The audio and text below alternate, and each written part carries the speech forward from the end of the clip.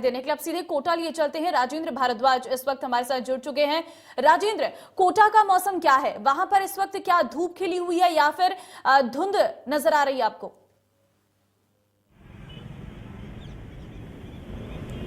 ममता, अगर कोटा की बात की जाए तो कोटा में 3 दिनों से घना कोहरा छाया हुआ है और लगातार शीतलहर चल रही है। बात की जाए सामने की तस्वीरें तो तस्वीरें खुद बयां कर रही है।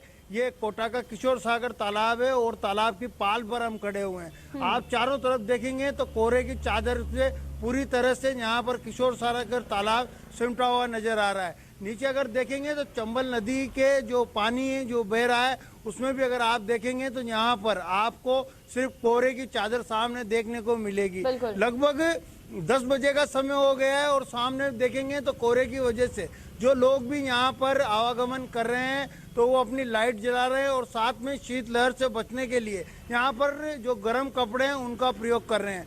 लगभग 3 दिनों से कोटा का यही हाल है।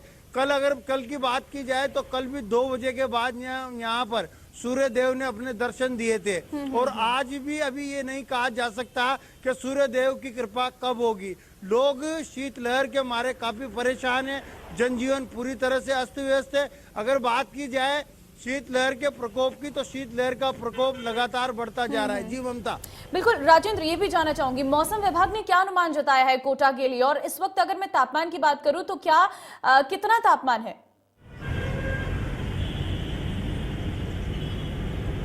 अगर इस वक्त के तापमान की बात की जाए तो 4 डिग्री के नीचे यहाँ पर तापमान है, क्योंकि कल का तापमान भी 4 डिग्री था और आज उससे भी भयानक हालात यहाँ पर कोटा में देखने को मिल रहे हैं। अगर मौसम विभाग की बात की जाए तो मौसम विभाग का कहना है कि यहाँ पर कल का जो दिन होगा वो कहीं ना कहीं जो शीतलहर का प्रकोप होगा उससे कहीं ना कहीं राहत मिलती जाएगी। ये किशोर सागर तालाब के दूसरे ओर का नजारा है। आप साफ तौर पर देख सकते हैं चंबल नदी के जो पानी जो नहर में बह रहा है उसमें किस तरह से यहाँ पर जो कोहरा है वो पूरी तरह से छाया हुआ है। अगर बात की जाए आवागमन की तो आवागमन की तस्वीरें भी आप साफ तौर पर देख सकते हैं।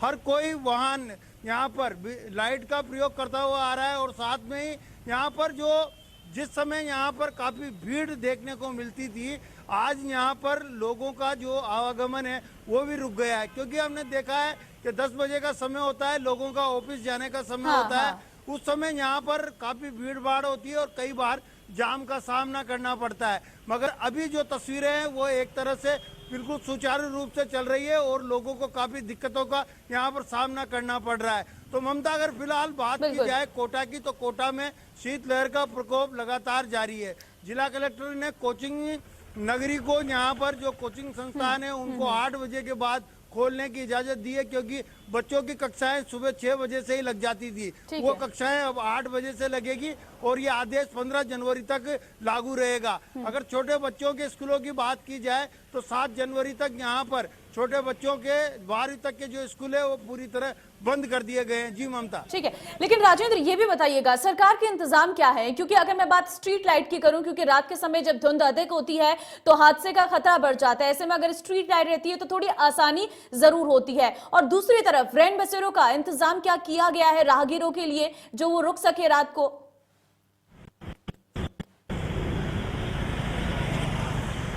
अगर बात की जाए रैन बसेरों की तो रैन बसेरों को लेकर जिला कलेक्टर ओपी बुनकर लगातार प्रयास कर रहे हैं और जो गरीब तबके के लोग हैं जिनके लिए यहाँ पर कंबल भी वितरित किए जा रहे हैं। कलेक्टर लगातार यहाँ पर जो रात्रि के समय है जो गश्त करते हैं जवान, उनको भी यहाँ पर उनसे भी मुलाकात की थी और साथ में ही जो लोग हैं उनको रैन बसेरे में जाकर सुनिश्चित व्यवस्था भी देखी थी। मगर अभी फिलहाल कोटा को शीतलहर से बचने के लिए काफी समय लगेगा, क्योंकि यहाँ पर शीतलहर का प्रकोप लगातार बढ़ता जा रहा है। अगर आज की बात की जाए तो आज लगभग अभी 10 से ऊपर का समय हो चुका है और अभी तक हालात ये हैं कि जैसे मानो सुबह हुई हो और शीतलहर और कोहरे का प्रकोप ने पूरे कोटा शहर को यहाँ पर रख रखा है। हमारे साथ कुछ लोग भी यहाँ पर मौजूद हैं जो आवागमन कर रहे हैं और साथ में सब्जी का व्यवसाय भी कर रहे हैं। इनसे पूछना भी चाहेंगे किस तरह की सर्दी है। भैया क्या नाम है आपका? आनंद बाबू। आनंद बाबू। सर्दी किस तरह की है? सर्दी बहुत जोरों का सर्दी है। यहाँ पर सब्जी बेचने में हमें बहुत मुसीबत हो रही है। हाथ पैर काम नहीं कर रहे, क्या करें हम भी, तो मजबूरी है हमारी भी। सुबह कितनी बजे घर से निकले थे? सुबह 2:30 बजे घर से निकलते हैं हम। 2:30 बजे। हाँ। तो 2:30 बजे जब मंडी में पहुंचते हैं तो फिर किस तरह के हालात होते हैं? बहुत सब्जी लेने में दिक्कत होती है, हाथ पैर काम नहीं करते, क्या करे, पर काम करना पड़ता है हमको। तो हमारे मजबूरी है, घर बार है हमारा, इसलिए करना पड़ता है हमको। तो प्रशासन की ओर से कोई व्यवस्था देखने को मिल रही है? रात को 2:30 बजे जब मंडी में जाते हैं तो कोई लोगों के लिए कंबल या किसी तरह की व्यवस्था? नहीं, किसी की व्यवस्था नहीं है। तो अपन खुद का ही व्यवस्था करते अलाव जलाकर रात ली जा रही है? हैं। हाँ बिल्कुल, जगह जगह जब तापने बैठ जाते हैं, उसके बाद फिर हाथ पैर गर्म हो जाते हैं, तो उसके बाद सब्जी बेचने निकल जाते हैं। और फिर घर जाएंगे, घर से फिर हाथ पैर तापेंगे, फिर खाना वाना खा के फिर दोबारा निकलेंगे। तो कहीं ना कहीं ये लग रहा है कि सर्दी के कारण जनजीवन अस्त व्यस्त हो गया है, लोगों को काफी परेशानी का सामना करना पड़ रहा है। बिल्कुल बिल्कुल, आपकी बात सही है, क्योंकि सर्दी इतनी पड़ रही है कि आने में दिक्कत हो रही है, थोड़ी बहुत सांस लेने में भी दिक्कत होती है। देखो हमारे साथ कुछ बुजुर्ग लोग भी हैं, इनसे बात करना चाहेंगे। क्या नाम है साहब? फारूक भाई। कहाँ से आ रहे हैं? पहले तालाब। कहाँ जा रहे हैं? सर्दी कैसी है? सर्दी बहुत तेज है। तो किस तरह के इंतजाम देखने को मिल रहे हैं प्रशासन की ओर से? प्रशासन की ओर से क्या देखने को मिल रहा है? कुछ भी नहीं। नहीं, गरीब लोगों को कहीं कंबल उम्बल वितरित हो रहे हैं या कहीं अलाव की व्यवस्था की गई है जो रात को काम करते हैं?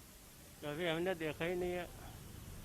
तो देखिए, लोगों की जो समस्या है वो साफ तौर पर देखने को मिल रही है, क्योंकि जो सर्दी का जो सितम है वो लगातार कहर डा रहा है और सर्दी के सितम से आम जीवन पूरी तरह से अस्त व्यस्त है। सब्जी वालों को 2:30 बजे मंडी में जाना पड़ता है और 2:30 बजे मंडी में जाने के बाद में पहले मंडी पे से सब्जी परचेज करनी पड़ती है, फिर उसके बाद में ये फेरी के माध्यम से ठेला लेकर निकलते हैं और ठेले के माध्यम से यहाँ पर सब्जी का जो वितरण है वो लोगों को करते हैं। क्योंकि अगर आम आदमी की समस्या काफी हद तक बढ़ चुकी है, क्योंकि शीतलहर का प्रकोप लगातार जारी है। जी ममता। बिल्कुल राजेंद्र, अगर मैं अस्पतालों की बात करूं, क्योंकि ठंड का मौसम है, ऐसे बीमारियों का भी प्रकोप लगातार बढ़ जाता है, क्योंकि कोरोना का खतरा भी इस वक्त लगातार बढ़ रहा है। ऐसे में अस्पतालों में क्या इंतजाम आप देखते हैं? क्योंकि अलग से बेड्स क्या बनाए गए हैं, क्या व्यवस्थाओं को दुरुस्त किया गया है? क्योंकि खतरा अभी टला नहीं है, कोरोना का भी नहीं टला है और मौसम भी परिवर्तित हो रहा है।